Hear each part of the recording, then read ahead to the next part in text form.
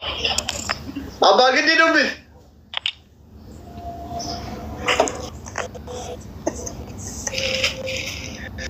Abba gidi talaya dubbisi kai sirbeti.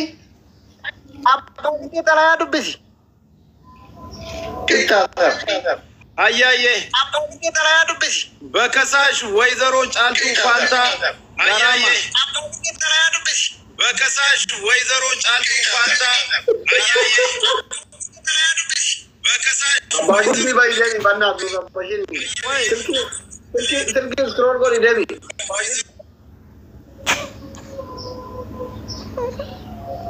لا إله إلا الله والله ما تنبغي جباك كوني هندو كايشي مو مايمي كايشي سيبا ما شاء الله دي رباية قلبي جزء سر راجع فتى لا بس بوفته كاتر سكا سبتين ميتين سي كو منصور إنكو هم ديبا إذا كما ميوت غورا داور يكون اوكي በከሳሽ በወይዘሮ ጫልቱ ፋንታ ጋራሞ በተከሳሽ አቶ ታምራት ተዘራ በቀለ ለዋለው የቤተሰብ ከሀገር ፍርድ ቤት በችሎት በዋለው ችሎት ፍርድ ቤት በ6/3 ቀን 2014 ዓመተ ምህረት በዋለው ችሎት ሲከሰው የንግድ ትዕዛዝ የእግድ ትዕዛዝ የቹን አክዋን ሶቾን የቹዳ የእግድ ትዕዛዝ 0301 ኮድ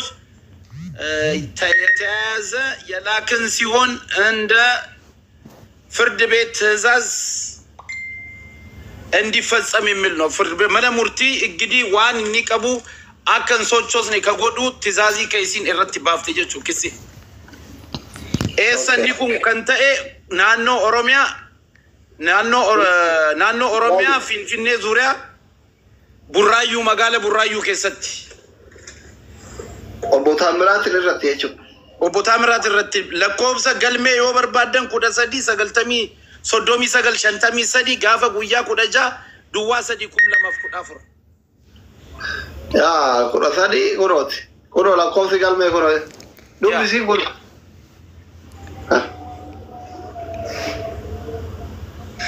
أنا جارسوني زي بليس وري كراك إنساتين ورقانة إرجيتا نتين إرجينا أنا قابلا ولتي سيفني والله نمني مشايو تنا غوري غوتو نسا كون سورة نتيرجا كون ورقاني كان نتيرجا كون وما نسا نتين إرجينا جرو أنا ما دكتور أحمد تيو أجندا كذي بعد كوي أوي يو تكاده أما ورقاني كاجالتو كمان سورمانا سدي كبابورا سدي ككسي كنا أقوم بسني في دكان وندايسا سني كلام متي كناف وجولن بيأكل ذاتي ذاته بيالاتي دكتور چالتو والجالتن قابرا ولتي سني في نوانته نتين إرجعنا أنا لشرا مكورا شو بربادا أيرين رتين كبيرة عاد چالتو دي أيورا جت أنا لان دعما تتاسرالو كوتو نورين جرينيا حارا جرينيا حارا فارغ زرا Okay, kuni yaada bareedaadha doktora nullee si deeggarra amma tokkoffaa irratti warra argamee agartee warra Mansuur irraa kaasee warra agartee warroota kassasame kanaa miti ka biraa yoo badee yookaan algama Mansuur gubbatti taaptaap godhe jala ka jiraatu yoo jiraate Oromoo ta'ee akka sagaleen lallabamuuf agartee badee hidhaa jiru yoo jiraate bakkuma Mansuur gubbaatti taaptaap godhe jalatti hidhamee ka jiraatu danda'a Oromoo sagalee hin qabne yaani feemasiin ta'in kagarteen beekamin agartee kisi fintolle hidhamee taa'uu danda'a kunni waan namaa hin galle dhibbatti ilmaan Oromoo yoo badee Ameerikaa keessatti namni badee isin jalaa dhabame yoo jiraate caaltuu bira haa barbaannu Oromoo kiyya garas bobbaanee haa barbaannu feemasoonni asirra jirtanillee warroonni akkasii bada yoo jiraate akka barbaaddan zamoonni kana gurreellee garas deemayee waan dubbatu dhagaye barbaadaa jiranii miidiyaa zooran achi jiraatuu danda'an beekamu. Asumaan doktora wanni siin jedhu gurreefis sagalee ta'ii garas deemaa jira waan akkasii waan dubbatan dhagaye kalee galgala walii gallee mallatteessine waan jedhu dubbatame yoo uftama amanii akka Mansuur kana miliquu hin danda'a jedhe homaa rakkoo hin qabu yookaan sagalee ta'ii baay'inaan jechuu barbaadaa galatooma. Thank you. Kuma welcome.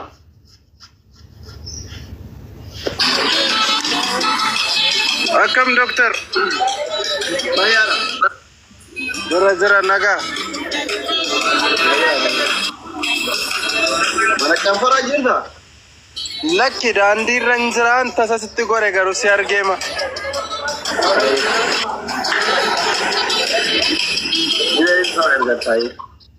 Enu carraan keeti injineer.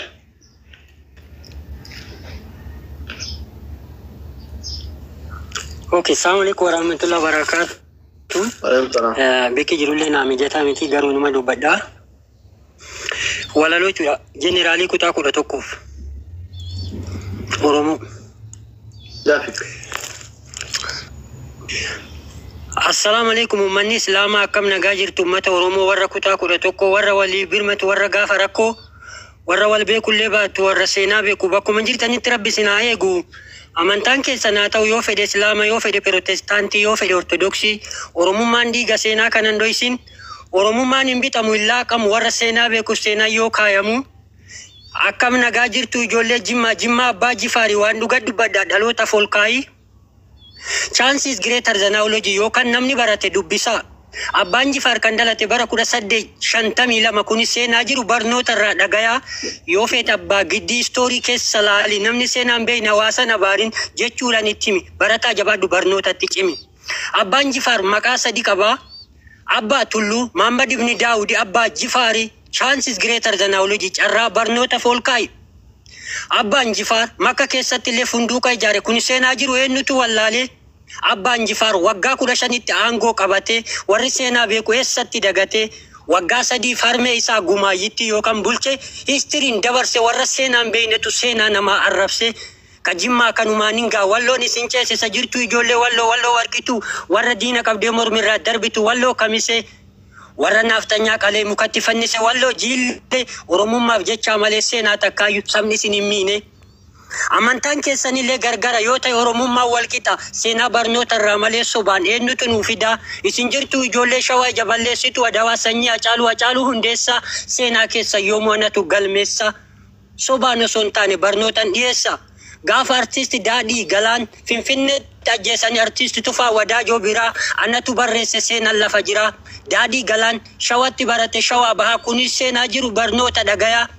mana barnoota sadarkaa Bushooftuu dhugaan kana fakkaatti liqimsisitti illee hadhooftu lubbutu bada malee dhugaa fi seenaan hin badu jedhe Taaddasaa Birruu Oromummaa qofaaf wal jaalanna nuti waliin jirtu ijoollee Wallaggaa sanyii Abdiisaa Aagaa waan isin hojjetaniif seenaan keessan ragaa akkana jedhe artisti Eebbisaa Addunyaa namni seenaan beekne bishaan gabatee irratti gara argetti jallata daa'imti lubbuun beekne biddaan taphata jirtu ijoollee Iluu Biyyoonnis boos abbaa Naasib yookaan abbaa Gammachiisi seenaa dhugaa dubbadhu yookaan Oromoo hin burjaajessin itti dhiisi isinoo jirtu ijoolleen Gujii ijoollee Booranaa ijoollee Karrayyuu Oromummaaf wal jaalanna namuu akka fayyuu isinoo jirtu ijoollee Harargee warra qubeen afaan Oromoo jalqabarraa marge sanyii ishee Bakrii Saapaaloo isin jaaladhe isin dinqisiifadha maaloo warra Dr. Mahammad Rashaad Abdullee isa kitaaba furaa jalqaba barreesse Oromummaa jecha waan dhugaa dhiyeesse Dr. Mahammad Rashaad Abdullee qubee Laatinii irraa gara afaan Oromoo jijjiiree boodarra itti dabale Haile Fidaa seenaan kana fakkaata seenaa dhugaa fidaa Harargee 1963 yookaan 1963 keessa afaan Oromoo Somaaliyaa gubbarraa tamsa'ee kuni sobaa miti barnoota irraa dhaga'ee sobaani miti baradhee qopheessa seenaa lafa jiru isinii dhiyeessaa wallahi Oromoo jennee baanee Somaalee jennee hin gallu kan jedhe Haji Abdullaahi Ganamoo seenarraa laalaa dubbadhaamee namoo duuti luynaa akkuma tangoota takkitti majjecha ajaadam saaddoo warra Oromoo holii birmatu warra gaafa naatoo lubbutu bada malee dhugaa fi seenaan hin badu jedhe Sheekh Bakrii Saapaaloo Oromoo isin jaaladhe isin dinqisiifadha maaloo gaafa hundeeffama waldaa Maccaa fi Tuulamaa 1967 keessa waan dhugaa tokko isinii qopheessaa Taaddasaa Birruu qabanii Harargee magaalaa Galamsoo geessanii sababa Sheekh Bakrii Saapaaloo ba'e silaa lubbuu balleessanii jirra jira Harargee warra artisti Ali Birraa Harargee hinduuni artisti Ali Birraa harrallee ni jirra rabbi jaannata keessaa jaannata firdoosin saaqananiisu seenaa keeni dubbadhan yoo mundiisu jirtu ijoollee Baalee warra Waaqoo guutuu warra Aliyyii Cirrii warra saba isaatiif sinjijjiirin shirrii kaakka Abdu Jabbaaru Huseen falmaa mirga dhala namaa isa hadaamatti nurraa ajjeesanii jaannata firdoosin rabbiin haaqananiisu jedhaani mee amma kaakka ustaaza keenya Kamaal Hebboo isa saba kanaaf jecha lubbuu fi baasee seenan kana fakkaata yoo seenaa dhugaa kaasee isinoo jirtu ijoollee Arsee warra seenaa dhugaa addunyaaf dabarsee nama biyya keenya irratti anatu beekaa anatu isin bulcha jedhuun barbaannu jecha nadhii gammadaa seenaa dhugaa yoo dubbanne Oromummaan maaliif bada warra leenjisoo dhiigaa Arsiin sodaa tokko malee boorrasaasa namarraa hiikaa jecha kanan jedhe eebila gaafa guyyaa 15 kan akka Magarsaa Barii isa gooticha irbuu shinniigaa oromummaa foreegaman oromummaan diigaa warra ajasan gammadaa osoo nuti jiru seenan maaliif badaa warra Baqqalaa Dawaanoo oromoo koo isin jaaladhe isin dinqisiifadha maaloo walaa barruu yoo jettan maqaan koo injinar Galma Dhugaa kunis sobbaa miti barnoota sadarkaa yuunivarsiitii Haramaayaa irraa baradhee argadhee kunis seenaa jiru eessatti dagadhee think before speak dubbachuun dura itti yaadi something is better nothing callisuu caalaa waa dubbatu warra seenaan beeyni ka seenan namaa gubatu mataan waan gaarii dhiisee hamaa yaadu mormatti baata kunis seenaa jiru oromoo dhagaa asli maqaan keeti hojiin kee wal fakkaata my best brother seenan kee nama garaa nama nyaata bifti keellee gurraacha ta'u seenan kan kee adii waan dhuga oromoo dalagaa jirta seenan kan kee badin umriin kee ata warraagessa booddaa'etti sii dabala qocaa isa bishaan keessa isa giiliin arganu wanta tojjatte waan nama mararu gaafa geema raachuu tasfaa'ee oromoo waan dhugaa tokko oromoo folkaa'ee bara 2024 keessa juun guyyaa tokko oromoo walii birmate warra gaafa rakkoo atawaasa arrabsuu miti miira keessa galchitte raachuu sadarkaa qabsiste Oromoo kanan beeynetu pass of the history da wal dhabe kunis seenaaf jiru oromummaan eessatti cabe raachuu tasfaa'ee akka oromiyaa dhiisi akka Itoophiyaatti illee riikaardii cabse warra seenaan beeyne nam kana arrabse ani oromoo dhiisi asliyyuu gaddiin jedhe raachuu tasfaa'ee seenaa dalage seenan kan keen badin atillee doktor asli hawaasa hirmaachifte isa hawaasa ummata shirkaa bira dhaabbate seenaa barreessee jira seenan si yaadate shirka jechuun warra oromoof miidhaman oromummaan diigaa sillee si kaayee jira seenaa dhugaa kana gaaf tokko asirratti hin fiigaa oromoo isinin jaalladhe isinin kabajaa abbaa giddii ati seenaa qabda seenaa dhugaa fidii aslii waa tokko dubbate shamarran oromooti gurra qaawsita jaalala osoo hin taane love is true isa jedhu seenaa waamsifta love is milk but no drink jaalalte aannan warra dhugee beekuuf bakkuma jirtutti rabbi si haa eegu sin jaaladha sin kabajaa adii uffatta dhugaa dubbatta namoonni hanga kanaa beeku oromummaaf walqixa mana barnoota doktora barsiisa kuni hawaasa addunyaatti fuu walqixa seenaa qoradhaa yookaan itti dhiisa hafarsoo atillee seenaa qabda dhalootaaf dabarsi ni faarsita rakkataa osoo hin taane shamara miidhamte bira dhaabbata long life siin jedha seenan si gaafata jabaadhu atillee seenaa kan kee dalagi warra seenaa dhugaa seenan kan kee